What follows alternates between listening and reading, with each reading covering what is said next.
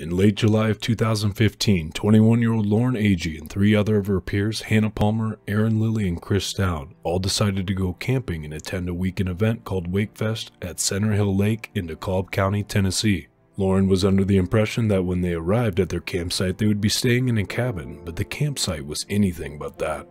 The campsite was located next to Pates Ford Marina, which stood on top of a fairly secluded 50-foot sloping cliff, and the easiest way to access the campsite was by a canoe that they used to go back and forth from the marina docks. Lauren was only supposed to stay the night for one night and then go back home the next day, but as the weekend festivities rolled on, Lauren's plans would change and she decided to stay one more night. And the result of this decision would be just the beginning to a very tragic and mystifying chain of events the following day. So after a long night of drinking and partying at the marina bar called Fish Lips on the second night, the other campers said they would wake up the next morning to discover Lauren was no longer at the campsite. Hannah, Chris, and Aaron said once they couldn't locate Lauren, they decided to go back to the docks to try and find her, and after speaking with other people at the docks, they realized no one had seen her, so they decided to go on ahead and attend Wakefest without her.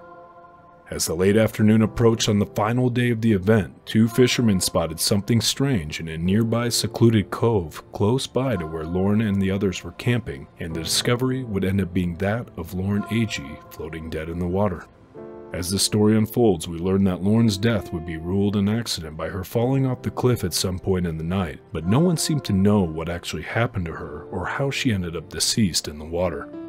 Stories from the other campers that were with Lauren would start to change from the night before, and later on, numerous people, including Lauren's family, would start to question these other campers, and this would be just the start to a very appalling and almost non-existent investigation into the death of Lauren Agee by DeKalb County Sheriff officials.